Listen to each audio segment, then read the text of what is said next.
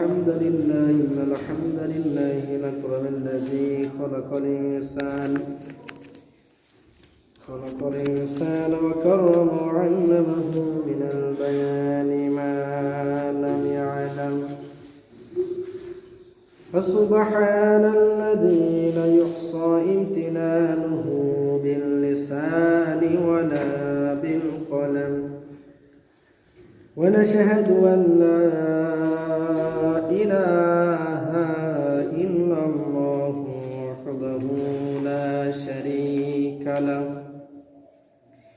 ونشهد أن سيدنا وسندنا وحبيبنا ومولانا محمدا عبد الله ورسوله أما بعد فأعوذ بالله من الشيطان الرجيم بسم الله الرحمن الرحيم وما كان لنبي أن يغل ومن يغل يأت بما غل يوم القيامة ثم توفى كل نفس ما كسبت وهم لا يظلمون وعن أبي هريرة رضي الله تعالى عنه قال رسول الله صلى الله عليه وسلم يأتي على الناس جمال لا يقبل المرء ما أخذ منه أمن الحلال أمن الحرام. الحمد لله رب العالمين والصلاة والسلام على سيد المرسلين وعلى آله وأصحابه أجمعين ومن تبعهم بإحسان إلى يوم الدين. সমস্ত প্রশংসা আল্লাহ সুবহানাহু ওয়া তাআলার জন্য, যে মহান আল্লাহ সুবহানাহু ওয়া তাআলা আমাদেরকে প্রতি জুমার ন্যায় আজও সালাতুল জুমা আদার উদ্দেশ্যে সবার আগেই মসজিদে এসে হাজির হওয়ার তৌফিক দান করেছেন। এজন্য সকলেই বলছি আলহামদুলিল্লাহ। শত কোটি দরুদ ও সালাম মানবতার মুক্তির দিশারি সাইয়্যিদুল কাওনাইন ওয়াস সাকালাইন জনাব মুহাম্মদ রাসূলুল্লাহ সাল্লাল্লাহু আলাইহি ওয়াসাল্লাম তার উপর আবারও সংক্ষেপ দরুদ পেশ করছি। সবাই বলছি সাল্লাল্লাহু আলাইহি ওয়াসাল্লাম। সম্মানিত হাজিরিন, আমাদের আজকের আলোচনার বিষয় হলো হালাল এবং হারাম। হালাল এবং হারাম, যেটা আমাদের পার্থিব জিন্দেগিতে খুবই গুরুত্বপূর্ণ একটা বিষয়। আমি ইবাদত বন্দেগী যাই করি না কেন, এই ইবাদতের কবুলের একটা শর্ত রয়েছে। তার অন্যতম শর্ত হলো হালাল খাবার ভক্ষণ করা। সম্মানিত হাজিরিন, সহিহ মুসলিম হাদিস নাম্বার 1015 নম্বর হাদিসটির রাবি হযরতে আবু হুরায়রা রাদিয়াল্লাহু তাআলা আনহু তিনি বলেন যে রাসূলুল্লাহ সাল্লাল্লাহু আলাইহি ওয়াসাল্লাম বলেছেন, ইন্নাল্লাহা তাইয়্যিবুন লা ইয়াকবালু ইল্লা তাইয়্যিবান। নিশ্চয় আল্লাহ তাআলা তিনি হচ্ছেন পুত পবিত্র, আর পুত পবিত্র ছাড়া কোন ইবাদত আল্লাহ পাক কবুল করেন না। ওয়া ইন্নাল্লাহা আমারাল মুমিনিন, আর আল্লাহ পাক ইমানদারদেরকে আদেশ করেছেন বিমা আমারাল মুরসালিন, যেমনটি পূর্ববর্তী যত নবী রাসূল এসেছিল তিনাদেরকেও আল্লাহ সুবহানাহু ওয়া তাআলা এই আদেশই করেছিলেন। আল্লাহ নবী সাল্লাল্লাহু আলাইহি ওয়াসাল্লাম বলেন, আল্লাহ পাক পবিত্র কুরআনুল কারীমের ভিতরে বলেছেন, ইয়া আইয়ুহার রুসুলু কুলু মিন তাইয়্যিবাত ওয়া আমালু সালিহান। আল্লাহ পাক তিনি বলেন যে হে রাসূলগণ, তোমরা পুত পবিত্র যে খাবারগুলো তোমাদের জন্য জীবিকা স্বরূপ আমি আল্লাহ তাআলা দিয়েছি, পুত পবিত্র খাবারগুলো তোমরা ভক্ষণ করো, এরপরে তোমরা আল্লাহর জন্য সৎ আমল করো। তার মানে এখানে দেখেন একটা শর্ত, দেখেন আমার সৎ আমল করার জন্য আল্লাহ কি বলছেন যে কুলু মিন তাইয়্যিবাত, তুমি আগে কি করো, আগে পবিত্র খাবার খাও, আগে হালাল খাবারগুলো ভক্ষণ করো।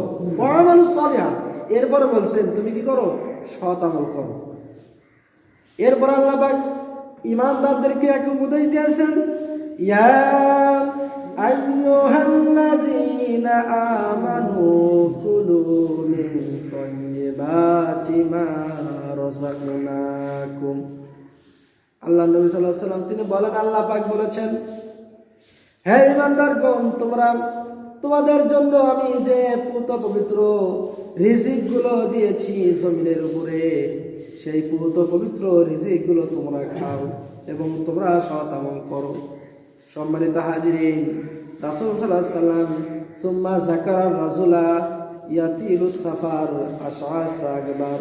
আল্লাহর হাবিব সাল্লাল্লাহু আলাইহি ওয়াসাল্লাম হাদিসটিতে তিনি বলেন, এরপরে একটা ব্যক্তির উপমা দিয়েছেন, একটা ব্যক্তির উদাহরণ দিয়ে তিনি বলেন, ওহে দুনিয়ার মানুষ শোনো, একজন ব্যক্তি কাবার চত্বরে হজ করার জন্য গিয়েছে দূর দূরান্ত থেকে। একজন ব্যক্তি কাবার চত্বরে গিয়েছে, যার পোশাক আশাক ধুলায় দূষিত হয়েছে, চেহারা খুবই মলিন হয়েছে, এমন একজন ব্যক্তি দূর থেকে হজ করার জন্য গিয়েছে কাবার চত্বরে। কাবার চত্বরে যাওয়ার পর সে এবার বলছে, রব্বি ইয়া রব্বি ইয়া রব্বি, হে আমার রব, হে আমার রব বলে সে কান্নাকাটি করে। আল্লাহর হাবিব সাল্লাল্লাহু আলাইহি ওয়াসাল্লাম বলেন, সে এই যে হারাম খাবার খেয়েছে, ওয়াগুযিয়া বিল হারাম, সে হারাম খাবার খেয়ে তার দেহটা পুষ্ট করেছে। আল্লাহর নবী সাল্লাল্লাহু আলাইহি ওয়াসাল্লাম বলেন, ওয়া মাতআমুহু হারামুন ওয়া মাশরাবুহু হারামুন ওয়া মালবাসুহু হারামুন ওয়াগুযিয়া বিল হারাম। এই ব্যক্তিটা কাবার চত্বরে গেছে হজ করার জন্য, কিন্তু এই ব্যক্তিটা যে পোশাক পরেছে, পোশাকটা হারাম টাকার কেনা। যে খাবারটা সে খেয়েছে, সেই খাবারটা হারাম টাকার কেনা। যে পানিটা পান করেছে, সে পানিটাও হারাম টাকার কেনা। আল্লাহর হাবিব সাল্লাল্লাহু আলাইহি ওয়াসাল্লাম বলেন, তার পুরো দেহটাই হারামে পরিপূর্ণ। গুযিয়া বিল হারাম আনফান্না ইস্তাজাবু লাহু। এ যতই রব্বানা রব্বানা বলে আল্লাহকে ডাকুক না কেন, আল্লাহর দরবারে কান্নাকাটি করুক না কেন, আল্লাহর হাবিব বলেন, বলো তো দেখি আল্লাহ পাক কিভাবে এরকম হারাম খোর ব্যক্তির কথায় সাড়া দিবে? তাই কখনো দিবে? সম্মানিত হাজিরিন, এই সেজন্য যে হারাম, কোন কোন জিনিসগুলো আমার জন্য হারাম আর কোন কোন জিনিসগুলো আমার জন্য আল্লাহ পাক হালাল করে দিয়েছেন, আমরা ইবাদত বন্দেগী করার আগে আমাদের এটা জানার দরকার আছে কি নাই? সম্মানিত হাজিরিন, রাগ করতেছেন নাকি? না। এই কথাটা কিন্তু মিডিয়ায় যাচ্ছে, এটা বিভিন্ন জায়গায় যাবে। যদি আমরা এখানে কিছু সংখ্যক মানুষ, কিন্তু এই কথাগুলো অনেক শত শত মানুষও দেখবে। সম্মানিত হাজিরিন, হালাল হারাম রাসূল সাল্লাল্লাহু আলাইহি ওয়াসাল্লাম আরেকটি হাদিসে তিনি উল্লেখ করেছেন, যে হাদিসটি মিশকাতুল মাসাবির 2761 নম্বর হাদিস। হাদিসটি বুখারী এবং মুসলিম উভয় কিতাবই রয়েছে। রাসূল আকরাম সাল্লাল্লাহু আলাইহি ওয়াসাল্লাম তিনি বলেন, এই হাদিসটি আবু বকর থেকে বর্ণিত, আবু হুরায়রা রাদিয়াল্লাহু তাআলা থেকে বর্ণিত। তিনি বলেন, ইয়াতি আলান নাসি জামানুন, এমন একটি সময় আসবে মানুষের, এমন একটি সময় আসবে, লা ইউবালিল মারউ মা আখাযা মিনহু আমিনাল হালালি আমিনাল হারাম। যে মানুষ উপার্জন করবে, অর্থ সম্পদ উপার্জন করবে, টাকা ইনকাম করবে, কিন্তু সে কখনো পরোয়া করবে না যে এই অর্থটা হালাল উপায়ে আসছে নাকি হারাম উপায়ে আসছে। বর্তমান সময় আছে কি নাই? আজকে আমরা যার যত ইনকাম টাকা পয়সা হয় না তাকে শ্রদ্ধা করি, কিন্তু সেই টাকাগুলো কোথা থেকে আসছে, কিভাবে আসছে, ও ব্যক্তিও পরোয়া করছে না। আমরা যারা সমাজে বসবাস করছি আমরাও তদন্ত করি না, কিন্তু টাকা হলে তাকে আমরা সম্মানের চেয়ারে বসাই, তাকে প্রধান অতিথি বানাই, তাকে বিশেষ মেহমান বানাই। হ্যাঁ, এরকম করি কিনা? সম্মানিত হাজিরিন, আল্লাহর হাবিব সাল্লাল্লাহু আলাইহি ওয়াসাল্লাম সেজন্য বলেছেন যে এমন একটি সময় আসবে যে সময়টা মানুষ হালাল হারামের তমিজ করবে না। সেটা তো এখন বাস্তবে চলে আসছে, বাস্তবে চলে আসছে। সম্মানিত হাজিরিন, আল্লাহ সুবহানাহু ওয়া তাআলা আমাদের জন্য যে সব বিষয়গুলো হারাম করে দিয়েছেন, তার ভিতরে আমাদের কিছু সম্পদ আছে, যে সম্পদগুলো আমরা অর্জন করি, আর এই সম্পদ অর্জনের কিছু খাত আছে কি নাই? যেমন আমরা চাকরি করি, ব্যবসা করি, বা বিভিন্ন সাইট আমাদের থাকতে পারে, সোর্স থাকতে পারে। এবার আসুন আমরা জেনে নাই আল্লাহ পাক কোন কোন সোর্স থেকে উপার্জন করা হারাম করে দিয়েছেন, হারাম কোন কোন সোর্স থেকে উপার্জন করলে হারাম হয়, এটা আমাদের জানার দরকার আছে কি নাই? সম্মানিত হাজিরিন, এক নাম্বার আমরা জেনে নেব ওই সম্পদ বা ওই টাকা আল্লাহ পাক হারাম করে দিয়েছেন যে সম্পদ আত্মসাৎ করে খাওয়া হয়। আত্মসাৎ করি না? আত্মসাৎ বলতে কি বুঝি? আত্মসাৎ বলতে কি বোঝায়? আত্মসাৎ বলতে বোঝায় যে আপনার কাছে কিছু কেউ টাকা রাখলো অথবা কোনো আমানত রেখেছে, ইতিম ছেলেকে রেখে বাবা মারা গেছে, তার সম্পদ আছে আপনার কাছে, আপনার আমানতে আছে, অথবা আপনার বাবা মারা গেছে কিন্তু আপনার বড় ভাই, আপনার দুটা তিনটা ছোট ভাই বোন আছে, তাদের সম্পদগুলো আপনার আমানতে আছে। এখন আপনি কি করলেন? আমানতের খেয়ানত করলেন। আমানতের খেয়ানত কিভাবে? তাদের সম্পদ সঠিকভাবে তাদের বন্টন করে না দিয়ে বরঞ্চ আপনি নিজের নামে বেশি করে নিয়ে নিলেন, অথবা দেখা গেল যে অর্থ সম্পদ শুধু নিজের জন্যই ব্যয় করতেছেন, খরচ করতেছেন, ব্যাংক ব্যালেন্স করে ফেলতেছেন, এর এই তিন ভাই বোন আছে তাদের কিছু দিচ্ছেন না। এটা হচ্ছে আত্মসাৎ। এটা কি? আত্মসাৎ। বিশ্বাস করে একজন আপনার কাছে 1 লক্ষ টাকা রেখেছে যে ভাই 10 দিন 15 দিন অথবা 1 মাস পর তোমার কাছ থেকে আমি নেব, বিশ্বাস করে। আপনি হয় চাচাতো ভাই হন বা আত্মীয় হন, যে কেউ হতে পারে। এখন আপনি কি করলেন? সেই টাকাটা আপনার মতো করে আজান দিয়ে খরচ করলেন। আপনি খরচ করলেন, টাকা ভাই টাকা দেবো কোথায়, টাকা তো ভেঙে ফেলছে, টাকা তো নাই, এরকম হয় কি না? এটা হচ্ছে আত্মসাৎ। দেখা যাচ্ছে একটা সময় আপনি সে টাকা দিতেই পারতেছেন, পারেনি, এবং টাকা যখন চায় আপনার সাথে মারামারি পর্যন্ত হয়ে যায়, কিন্তু টাকা দেন না। কথা সত্য না মিথ্যা? এই হচ্ছে আত্মসাৎ। একটা কথা শুনে রাখবেন, সূরা নাম্বার 3। সূরা নাম্বার কত? সূরা নাম্বার 3। সূরার নাম ইমরান, আয়াত নাম্বার 161। অত্র আয়াতে আল্লাহ সুবহানাহু ওয়া তাআলা সুন্দর করে ঘোষণা করে দিয়েছেন, ওয়া মা কানা লিল মুমিনিনা ইয়াগুল্লাহ ওয়া মা কানা লিন নাবিয়্যিনা ইয়াগুল্লাহ, যে কোন নবীর জন্য এটা শোভনীয় নয় এবং কোন নবী এটা করবেও না, করেও না, যে আমানতের খেয়ানত করা এবং কোনো কিছু গোপন রাখা। খেয়ানত, এই গুল্লা শব্দের অর্থটা কেউ গোপন করা অর্থ তুলেছেন, কেউ উল্লেখ করেছেন খেয়ানত, এবং কেউ অর্থ উল্লেখ করেছেন আত্মসাৎ, যে কোনো নবীর জন্য কোনো সম্পদ আত্মসাৎ করা শোভনীয় নয়। ওয়ামায়াগুল ইয়াতি বিমা গাল্লা ইয়াউমুল কিয়ামাহ, আর কোনো ব্যক্তি যদি কোনো সম্পদ আত্মসাৎ করে, খেয়ানত যদি করে, কিয়ামতের ময়দানে সে যেই সম্পদ আত্মসাৎ করেছে সেই সম্পদ নিয়ে হাসরের ময়দানে বিচারের কাঠগড়ায় দাঁড়িয়ে যাবে। সম্মানিত হাজিরিন, কথা মনে হয় খুবই, আল্লাহ পাক যে কথাটা বলেছেন গুরুত্বহীন কথা, তাই না?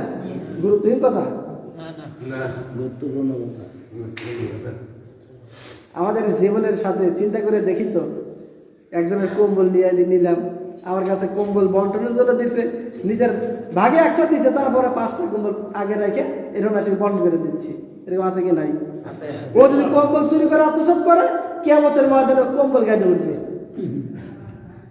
কিয়ামতের ময়দানে কি করবে? কম্বল গায়ে উঠবে।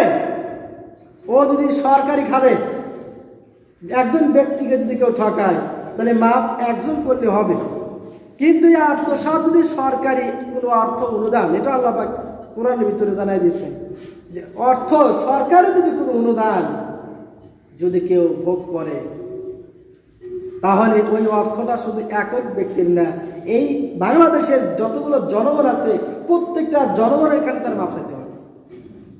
প্রত্যেকটা জনগণ তাকে যদি মাফ করে দেয় তবে সে মাপ পাবে। মসজিদ, মাদ্রাসা, কবরস্থান দায়িত্বশীল যারা হয়, এরা যদি একটা টাকা যদি মসজিদের, মাদ্রাসার, কবরস্থানের এই দায়িত্বহীনতার কারণে অথবা এই টাকার আত্মসাৎ যদি করে, এর জবাবদিহিতা এই জনগণ যারা আছে আওতাভুক্ত প্রত্যেকের কাছ থেকে তাকে মাপ নিতে হবে। এগুলো হারাম টাকা, এগুলো হারাম, এগুলো কি? এগুলো হারাম। সম্মানিত হাজিরিন, তাহলে সম্পদ যাই উপার্জন করব, উপার্জনের দিক থেকে হারাম কোনগুলো, কোন কোন উপার্জন, কোনগুলো সাইড হারাম, এটা আমাকে আপনাকে জানতে হবে। তার 1 নাম্বার আমরা বুঝতে পারলাম, আত্মসাৎকৃত যে সম্পদ এটা হারাম। এটা কি? হারাম। আপনি না করে একজনের কাছ থেকে বা একজনের সম্পদ ঘাটতি ফালাইলেন বা নিলেন, এটা সম্পূর্ণ আত্মসাৎ যদি করেন, কিয়ামতের ময়দানে আল্লাহ রাসূল সাল্লাল্লাহু আলাইহি ওয়াসাল্লাম অন্য একটা হাদিসের ভিতরে উল্লেখ করেছেন যে কিছু কিছু ব্যক্তি তারা কি করবে, তারা উট নিয়ে উঠবে, মানে উট তার কানের কাছে চেঁচাবে, বলবে যে এই উট সে আত্মসাৎ করেছিল, অন্যের উট চুরি করে দিয়েছিল। কিছু সম্পদ নিয়ে উঠবে। যদি কেউ এক হাত জমিন কারণ বেদখল ভাবে নেয়, আল্লাহ রাসূল সাল্লাল্লাহু আলাইহি ওয়াসাল্লাম তিনি বলেছেন সেদিন এই জমিনও তার গলায় পেঁচিয়ে দেওয়া হবে, এই জমিন নিয়ে সে আল্লাহর দরবারে উঠবে। সম্মানিত হাজিরিন, এই আত্মসাৎ করা যাবে না, এটা হারাম। এটা হারাম যদি আমাদের ঈমান থাকে। আপনি হারাম খেয়ে মসজিদে এসে সেজদা দিচ্ছেন, লাভ নাই। এই হারাম খেয়ে হজ করে আসছেন, লাভ নাই। এই হারাম খেয়ে আপনি বড় দাড়ি রেখে তাহাজ্জুদ আদায় করতেছেন, তাহাজ্জুদ সালাত আদায় করতেছেন, লাভ নাই। কথা আমি বলি না, বলেছেন কে? আল্লাহ পাক আগে বলেছেন, আগে কি করো, হালাল খাও, এরপর আমাল সালিহা, এরপরে সৎ আমল করো। 2 নাম্বার, হস্তগত সম্পদ হারাম। হস্তগত সম্পদটা কি, এটাকে বুঝতে হবে। হস্তগত সম্পদ যেমন কিছু মানুষ আছে আইনের কারসুপি দেখিয়ে, জবর দখল করে, ভয় দেখিয়ে মানুষের কাছ থেকে সম্পদ দাবি করে, এরকম আছে কি নাই? আইনের প্যাসে ফেলায়। একটা এক্সাম্পল দিলে বুঝতে পারবেন। সেটা হলো যে ভার্সিটিতে আমি কিছুদিন আগে গত সপ্তাহে আমি গিয়েছিলাম আমার সার্টিফিকেট তোলার জন্য, ভার্সিটির একটা মাস্টার্সের সার্টিফিকেট তোলার জন্য। তো ওনারা যে রুলসগুলো করে, মানে আপনার ভাবলাম যে সার্টিফিকেট অর্জনের যে সার্টিফিকেট তোলাটাই কঠিন। সার্টিফিকেট অর্জনের জন্য যে 5-6 বছর মেহনত করেছি, তার সে মনে হয় সার্টিফিকেট তোলাটাই কঠিন। ওনারা বলে যে ফর্ম ফি জমা দিতে হবে, বিভিন্ন কিছু করতে হবে, এরপরে ইমার্জেন্সি ফি জমা দিতে হবে। একজন ব্যক্তি বলতেছে ইমার্জেন্সি ফি জমা দিছে, কিন্তু 15 দিনে 1 মাস হয়ে যাচ্ছে, আমার কোনো কাজের খবরই নাই। কথা বুঝতে পারছেন? ও কিন্তু একটা আইন বানিয়ে নিয়েছে যে আপনি ইমার্জেন্সি দেন, কাজ তাড়াতাড়ি হবে।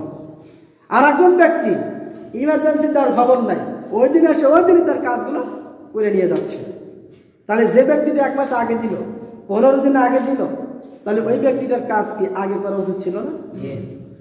কিন্তু ওই ব্যক্তিটার কাজ আগে না করে সে আইনের কাজ চুরি করে, আইনের কাছে ফালিয়ে যে 500-1000 টাকা আগে দিচ্ছে, তার কাজ আগে করে দিচ্ছে। এটা তো হস্তগত, এটা হারাম। এটা তো হস্তগত, জবরদখল করা, কোনো মানুষকে পেঁচিয়ে আইনের আওতায় নিয়ে আনাকুম বানাকুম একটা আইন বলে তার কাছ থেকে টাকা দখল করা, এটা ইসলাম সাপোর্ট করে না, এটাও হারাম। এটাও এক প্রকার আত্মসাতের ভিতরে পড়ে যায়। রাসূলুল্লাহ সাল্লাল্লাহু আলাইহি ওয়াসাল্লামের এক সাহাবী গনিমতের একটা চাদর সে রাসূল সাল্লাল্লাহু আলাইহি ওয়াসাল্লামকে না বলে লুকিয়ে ফেলেছিল। পক্ষান্তরে ওই সাহাবীটা যখন মারা যায়, ওই সাহাবীটার নাম হলো কারকারা। কি নাম? কারকারা। ওই ব্যক্তিটার নাম ছিল কারকারা। তো এই ব্যক্তিটা যখন রাসূল সাল্লাল্লাহু আলাইহি ওয়াসাল্লামের গনিমতের সম্পদ থেকে একটা চাদর চুরি করে, ও যখন মারা যায়, সাহাবীরা কেউ জানে না যে ও গনিমতের সম্পদ চুরি করেছে। সাহাবীরা বলেন, ইয়া রাসূলুল্লাহ, ইয়া আল্লাহ, আপনার অমুক ব্যক্তি সে মারা গেছে, সে নিশ্চয়ই জান্নাতি। আল্লাহর হাবিব সাল্লাল্লাহু আলাইহি ওয়াসাল্লাম বললেন, ও আমার সাহাবীরা শোনো, ওই কারকারা সে জান্নাতি না, বরং সে হলো জাহান্নামী। সে কি? সে জাহান্নামী বলা হল। ইয়া রাসূলুল্লাহ, কেন? আল্লাহ রাসূল বলেন, দেখো, এই কারকারা গনিমতের মাল আত্মসাৎ করেছে কাউকে না জানিয়ে। সেই গনিমতের যে একটা চাদর সে লুকিয়ে ফেলেছে, আর এই কারণে সে লুকানোর কারণে সে জাহান্নামী। বলুন নাউযুবিল্লাহ। তাহলে এই হস্তগত সম্পদ না বলে নেওয়া, আপনি কারণ বৃদ্ধ একটা চাদরের কারণে শুধু জাহান্নামী হয়, তাহলে আমাদের বাংলার জমিনে যারা কোটি কোটি টাকা আত্মসাৎ করে নিয়ে হিজরত করেছে, তারা কোন অবস্থায় হবে? হিজরত করছে না? কোটি কোটি টাকা জনগণের নিয়ে হিজরত করছে। সম্মানিত হাজিরিন, এই ব্যক্তিদের অবস্থা কি হবে এটা আল্লাহ বাকি ভালো জানেন। ও যদি তাহাজ্জুদ গুজার হয় আর 570 কে 5005 কোটি মসজিদ যদি করে দেয়, তারপরে কি সে হালালের ভিতর থাকবে? না। সম্পদ হালাল হবে না। হারাম টাকা অর্জন করে 52 কোটি মসজিদ করে দিলাম, এটা হালাল না। হারাম। সম্মানিত হাজিরিন, এটা সম্পূর্ণ হারাম। এই হস্তগত করা, আত্মসাৎ করা। 3 নাম্বার, ইতিমের সম্পদ ভক্ষণ করা হারাম। 3 নাম্বার কি? ইতিমের সম্পদ ভক্ষণ করা হারাম। সূরা নাম্বার 4,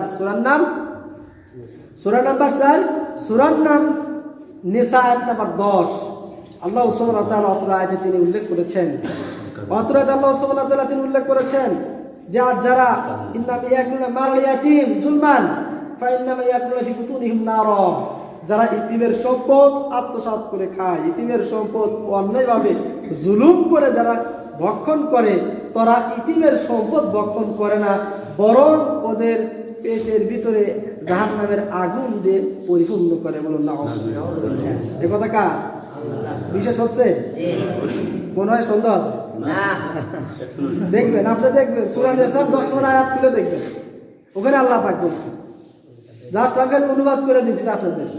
এরকম যদি কেউ থাকেন, আপনি যত বড় হাজি হন, আমি বলতেছি, আপনি যত বড় হাজি হন আর আপনি যত বড় তাহাজ্জুদ গুজার হন, আপনি যত বড় নেককার পরহেজগার দাবি করেন না কেন, আপনি জান্নাতে যেতে পারবেন না। এই কথাটা বলেছেন আল্লাহ। কথাটা কে বলেছে? আল্লাহ। গায়ের ধরে আমি বলতেছি না। সম্মানিত হাজিরিন, তাহলে ইতিমের সম্পদ এটা হারাম, এই সম্পদ ভক্ষণ করা যাবে না। 4 নাম্বার, চুরির সম্পদ, চুরি করা। যদি কোনো ব্যক্তি যদি চুরি করে, এই চুরি করা সম্পদটা কি হবে? হারাম হবে।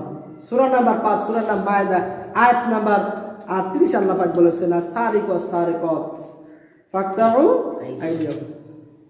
চোর আর চুন্নি যদি ধরা পড়ে, চোর আর চুন্নি যদি ধরা পড়ে, তাহলে তাদের কি করো? হাত কেটে দাও। আমাদের বাংলার জমিনে এই আইন আছে? এই আইন নাই। আমাদের বাংলার জমিনে আইন নাই, যার কারণে চুরির কথা শুধু মসজিদে আলোচনা করে গেলাম, মুসলিমরা শুধু সারাজন শুনেই গেলাম, বাস্তবে আমলও দেখলাম না, নিজেরা আমল করলাম। তাহলে আল্লাহ পাক আয়াতগুলো নাজিল করেছেন শুধু আমাদের শোনার জন্য, তাই না? শোনার জন্য। আহকামুল যে আয়াতগুলো আছে আমাদের সমাজে কয়টা বাস্তবায়ন আছে? আহকামুল শরিয়ার যে আয়াতগুলো বাস্তবায়ন নাই। আজ যদি একজন চোরকে ধরে প্রকাশ্যে দিবালোকে মানুষের সামনে যদি হাত কেটে দেওয়া হতো, তাহলে এই বাংলার জমিনে অনেক অংশ চোর কমে যেত এবং কোনো মানুষ সহজে চুরি করার সাহস পেত না। আল্লাহ পাক বলছেন যে যে ব্যক্তি জেনা করবে তা কি করো? যদি বিবাহিত হয় দুজনকে দৌড়া মেরে এবং তাদেরকে কঙ্কর নিক্ষেপ করে দুনিয়া থেকে চির বিদায় করে দাও। এই কাজটা যদি একবার করা হতো বাংলার জমিনে, তাহলে কি আপনার এই ঘরে ঘরে ইফটিজিং, ঘরে ঘরে পরকিয়া বৃদ্ধি পেত? কিন্তু এগুলো নাই। এটা আল্লাহ পাক কোরআনে আয়াত, আল্লাহ পাক এগুলো জানাই দিয়েছেন যে আমার বান্দা এরকম সমস্যা হবে। কিন্তু আইনগুলো, এই নির্দিষ্ট নীতিমালা তারা যদি ফলো করে, তাদের সমাজ ব্যবস্থায় একটা অনেক জান্নাতি সমাজ ব্যবস্থা। দুনিয়াতে তারা জান্নাতের কিছু নাজ নেব দেখে দিতে পারবে। কেউ কাউকে ঠকাবে না, কেউ কাউকে কাছে প্রতারিত হবে না, ধোকায় পড়বে না। শরীয়তের কিছু মাকসাদ রয়েছে। কেন আল্লাহ পাক যাকাত দিতে বললেন? যাকাত কেন দিতে বললেন? কেন আল্লাহ পাক পর্দা থাকতে বললেন? যাকাত এই কারণে দিতে বলেছেন, যারা অভাবে আছে, দরিদ্র আছে, এই ব্যক্তিগুলো যেন চোর না হয়। এই ব্যক্তিগুলো যেন চোর না হয়। এই ব্যক্তিগুলো অভাবে থাকলে ও অবশ্যই চুরি করবে, অবশ্যই কি করবে? চুরি করবে। এই জন্য মাকাসিদ শরিয়া বলা হয়েছে তোমরা যাকাত দাও, যাকাত দিলে চোর কমবে। সঠিকভাবে তোমরা যাকাত প্রদান করো। আমাদের সমাজে সঠিক যাকাত আছে? নাই। সঠিক যাকাত নাই। আমাদের ভিতরে যারা ধরট্টবান, তারা টার্গেট নাই এবছরে 100 লোকের কাপড় দেব, আবার সেই 100 লোকের কাপড় সেইভাবে তারা অর্ডার দিয়ে বানায়। কথা বুঝতে পারছেন? অর্ডার দিয়ে বানায় 100 কাপড়, 100 লুঙ্গি। মানে আমার অবস্থা হবে জাকাতের, বোঝাতে জাকাতের মানে দৈনের কম দামি, দৈনের মানে বাজে সুতা দিয়ে তারা এগুলো তৈরি করে মানুষকে এগুলো দেয়। আর তার টার্গেট এবছরে যে 100 জনকে জাকাত দিচ্ছি, সামনে বছর সেই 100 জনকে দেব। কিন্তু জাকাতের একটা উদ্দেশ্য আছে কি নাই? আছে। আল্লাহ রাসূল বলছেন জাকাত হিসাব করে দিবে। দারিদ্র বিমোচনের জাকাতের অন্যতম ভূমিকা হলো যে জাকাত যদি কোনো ব্যক্তিকে দেন, ওই ব্যক্তির টাকা আপনি সচ্ছল করে দিবেন। আপনি 100 লোকের দরকার নাই, আপনি 100 লোকের দরকার নাই, আপনি 10 জনকে দেন, 5 জনকে দেন, 2 জনকে দেন। যে আমার এবার যত টাকা আছে সম্পূর্ণ টাকা আমি 1 জন বা 2 জনকে দিয়ে দিচ্ছি, নেক্সট বছর, সামনের বছর যেন তাকে জাকাত না দিতে হয়, বরং সেই জাকাত দেওয়ার অবস্থা তৈরি করবে। তাকে একটা বিধবা নারী থাকলে একটা সেলাই মেশিন কিনে দেন, বেকার যুবক থাকলে একটা কম্পিউটার কিনে দেন, অথবা একটা গরু কিনে দেন, একটা ছাগল কিনে দেন, অথবা কিছু নগদ টাকা দিয়ে তাকে একটা ব্যবসার পুঁজি দেন, একটা দোকান করে দেন। করা যায় কিনা? যায়। কিন্তু আমরা কি তাই করি? আমরা 10,000 টাকা জাকাত আসলে 20 জন লোক খুঁজি, 20 জন লোক করে পাবো, এরকম করে আমরা জাকাত দিই। এটা জাকাতের সিস্টেম না। জাকাত এটা দেশ থেকে সরকার এই জাকাতগুলো উত্তোলন করবে। এই জাকাত উত্তোলন করে এরকম করে সে দারিদ্র বিমোচনের জন্য এই ব্যক্তিবর্গকে তারা এইভাবে দারিদ্র বিমোচন করবে। কোন ব্যক্তি দরিদ্র আছে, কার কি নাই, এই সমস্যাগুলো সলভ করবে। কিন্তু আমরা জাকাত সঠিকভাবে দেই না, যার কারণে চোর ডাকাত বেশি। এদিকে আল্লাহ পাকও বলেছেন যে চোরকে হাত কেটে দাও। তাহলে যার ব্যক্তির ক্ষুধা নাই, যার ক্ষুধা নাই সে চুরি করবে না। যে চুরি করবে না, যদি চুরি করে তার শাস্তি কি? তার হাত কেটে দাও, তার শাস্তি হাত কেটে দাও। এই বাংলার জমি থেকে যারা কোটি কোটি টাকা আত্মসাৎ করে বিদেশে হিজরত করেছে, আর যদি এই আইন থাকতো তাহলে এই ব্যক্তিগুলোকে সবাইকে তার 1 হাত, অর্থাৎ ডাইন হাত বাম পা, অথবা বাম পা ডাইন হাত তার কেটে দেওয়া লাগতো।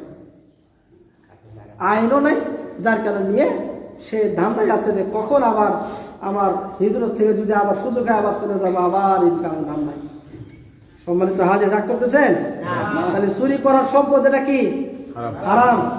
হারাম কোনগুলো এটা জানতে হবে যে ইনকামের, আমরা ইনকাম করি, বিভিন্ন সোর্স থাকে, সেই সোর্সকৃত সম্পদগুলোর ভিতরে কোন কোন সোর্সকৃত সম্পদ হারাম, এইগুলো বিষয়ের ভিতরে আমরা 4টি বলেছি। 1 নম্বর আত্মসাৎকৃত সম্পদ হারাম, 2 নম্বর হস্তগত সম্পদ হারাম, জবরদস্তি করে জবরদখল করে যে অর্থ সম্পদগুলো কামাই করা হয় ওই সম্পদগুলো হারাম, 3 নম্বর ইতিমের সম্পদ, এটা হারাম, 4 নম্বর চুরির সম্পদ, 5 নম্বর সুদের সম্পদ। সুদ, চিন্তা করে দেখেন তো সুদবিহীন কজন আছে আমরা? সুদবিহীন কতজন আছে?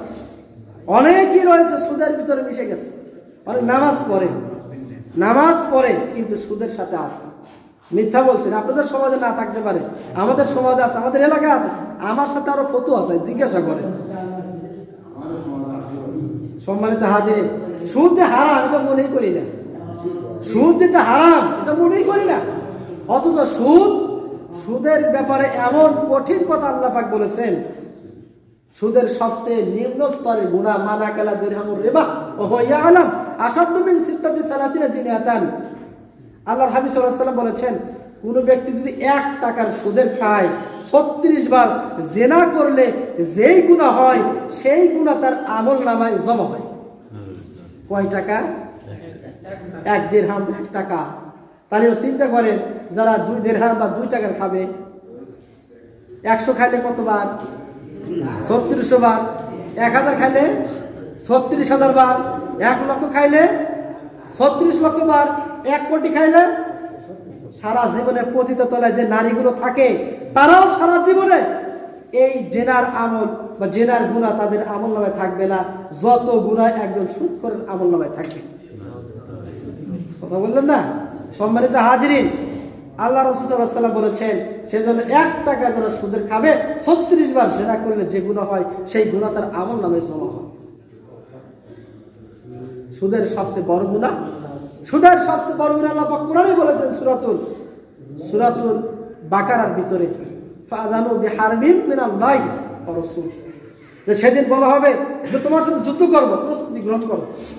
তোমার সাথে যুদ্ধ করব, তুমি প্রস্তুতি গ্রহণ করো। তুমি সুদ বক্ষণ করেছো, সুদের টাকা তুমি নিয়েছো মানুষের কাছ থেকে, আজকে অস্ত্র ধরো, আল্লাহ এবং রাসূল তোমার সাথে যুদ্ধ করে বলুন নাউযুবিল্লাহ। পারা যাবে? পারা যাবে? সম্মানিত হাজিরিন, সুদের সবচেয়ে বড় গুনাহ এটা। সুদের অনেক গুনাহ রয়েছে, অত বিস্তারিত বলার সময় নেই। 5-6 নাম্বার, ঘুষের টাকা হারাম। ঘুষের টাকা কি? হারাম। পুলিশ বেতন পায় 12,000 কি 15,000, 2 বছর চাকরি নাই করতে করতে 5 তলা বিল্ডিং হয়ে যায়। তার মানে ফেরেশতা এসে কিছু টাকা দিয়ে যায় না? ফেরেশতারা দেয়। শুধু পুলিশ বলতে নয়, সরকারি সেক্টরে অনেকেই রয়েছে যারা কি করে এরকম করে হাদিয়া তোহফা জোর জবরদস্তি করে নেয়। এবং এমন একটা ক্রাইসিস হয়েছে, এমন একটা সিস্টেম যে আপনি ঘুষ না দিলে কাজ হবেই না। আপনি ঘুষ যদি না দেন কাজ হবেই না। সুন্দর দাড়িওয়ালা বসে আছে, টুপিওয়ালা বসে আছে, দেখবেন তারপরে বলে আগে টাকা দাও, আগে টাকা। কিসের টাকা? হাদিয়া। আমার পাওনা সনদ আমাকে দিবা, আমার পাওনা সনদ আমাকে দিবা, কিন্তু আমার পাওনা সনদ দেওয়ার জন্য তোমাকে ইমার্জেন্সি টাকা দিতে হবে, তোমাকে আমার এই করতে হবে সেই করতে হবে। এটা কেন? সম্মানিত হাজিরিন, এই যে এরকম বিভিন্ন ক্ষেত্রে আপনার ঘুষের প্রচলন আছে কি নাই? আল্লাহর হাবিব সাল্লাল্লাহু আলাইহি ওয়াসাল্লাম বলেছেন, আবু দাউদ শরীফের হাদিস, আর রাসূল মুরতাশি, যে আল্লাহ পাক এবং আল্লাহ রাসূল সাল্লাল্লাহু আলাইহি ওয়াসাল্লাম লানত করেছেন যে ঘুষ দেয় আর যে ঘুষ নেয় তার উপরে, যে ঘুষ দেয় এবং ঘুষ নেয় তার উপর লানত। সম্মানিত হাজিরিন, তাহলে ঘুষের টাকা এটা কি হারাম? এটা কি হারাম। 7 নাম্বার, ওজনে কারচুপি। ওজনে কি? ওজনে কারচুপি করে ওজনে কম দিয়ে যে সম্পদ বৃদ্ধি পায় ওই সম্পদ হারাম। আপনি ওজনে কম দিলেন, 1 কেজির কাছে 50 গ্রাম কম দিলেন, 1 মনের কাছে আপনি হাফ কেজি কম দিলেন, এরকম হয় কিনা? এটা যে কোনো ক্ষেত্রে যদি কেউ কাউকে কম দেয় ওজনে কারচুপি করে, এই ওজনে কম দেওয়া বৃদ্ধিকৃত সম্পদ এটা হারাম। ওয়াইলুল লিল মুতাফফিফিন, আল্লাহ পাক বলেছেন যারা ওজনে কম দেয় তাদের জন্য ধ্বংস। তাদের জন্য কি? ধ্বংস। বিরক্ত হচ্ছেন নাকি? সম্মানিত হাজিরিন, 8 নাম্বার বলা হয়েছে সমাজ বিধ্বংসীদের সম্পদ। সমাজ বিধ্বংসী সেবা, সমাজ বিধ্বংসী সেবা যেগুলো দেওয়া হয়, অথবা সমাজ বিধ্বংসী উপকরণ, কি? যেমন নাচ গান করে না আমাদের অঞ্চলের নায়ক নায়িকা, শুধু আমাদের অঞ্চল, সারা বিশ্বের নায়ক নায়িকারা যারা অশ্লীলতা বেহাপনা ছড়িয়ে দিয়ে কোটি কোটি টাকা তারা ইনকাম করে, এবং সেই সম্পদগুলো তারা কি করে? তারা কি করে? সেই সম্পদগুলো যারা মনে করে যে মসজিদ করে দিলাম আর নাজাত পেয়ে গেলাম, এরকম আছে কি নাই? ওদের দান্দা যে একদিকে তো মানে হারাম উপার্জন করেছি, এবার কিছু হালাল করে সারা জীবন, হুজুররা বলে সাদকাতুল জারিয়া, তাহলে মরার পরে মসজিদ যদি করে দেয় সারা জীবন সওয়াব পাবো, বাস হয়ে গেল, আমার তো গুনাহ কেটে গেল, মাঝখানে আমি দুনিয়াতে আমার ক্ষতি পেলাম, দুনিয়ার আখিরাতেও গিয়ে জান্নাত পেয়ে গেলাম। এরকম ধান্দা অনেকের আছে কি নাই?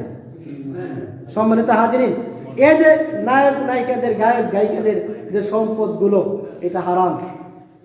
অনেকে মদের ব্যবসা করে কিনা? এটা সমাজ বিধ্বংসী পণ্য বিক্রি করা, ইয়াবা, ট্যাবলেট ইত্যাদি যেগুলো আছে এগুলো বিক্রিকৃত। এরপরে কুকুরের মূল্য, শিয়ালের মূল্য, শুকুরের মূল্য, এগুলো যারা গ্রহণ করবে এগুলো সম্পূর্ণ কি? হারাম।